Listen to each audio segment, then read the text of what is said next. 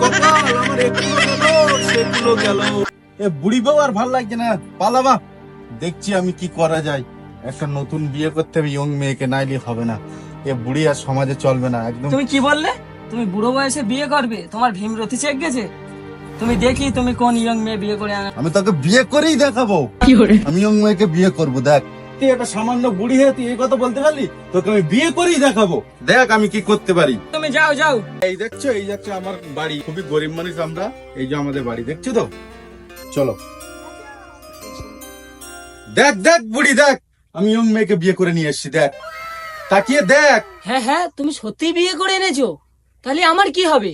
তোমার বিয়ে হয়েছে? তুমি তো আগে কখনো আমাকে বলোনি।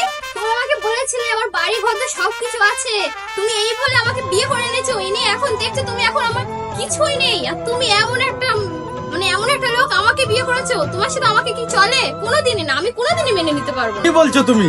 আমার মাঠে অনেক সয় সম্পত্তি আছে, সব তোমাকে আমি দিয়ে দেবো। ওই বুড়ি থাকলে আমি কিন্তু থাকবো না। ওই বুড়িকে বের করতে হবে এক্ষুনি। নামিয়ে দাও। চল বুড়ি চল, নাম এখান থেকে নাম। চল চলো চলো, তুমি ওখানে বসো। চলো এখানে বসো। আগে আমার সম্পত্তি লিখে দিতে হবে, তাহলে আমি তোমার সাথে থাকবো না, তো থাকবোই না আমি। হ্যাঁ সম্পত্তি তো লিখেই দেবো, তোমাকে আমি কথা দিয়েছি যখন লিখে দেবো। এখনই লিখে দিতে হবে। তুমি আমাকে না ভালোবাসো, তুমি ভালোবাসে বিয়ে করেছো, এখনই তোমার লিখে দিতে হবে। আচ্ছা ঠিক আছে, আমি লিখে দেবো। ঠিক আছে, আমার যা সয় সম্পত্তি আছে আমি সব তোমাকে দিয়ে দিলাম। ঠিক আছে, আমি সই করে দিচ্ছি।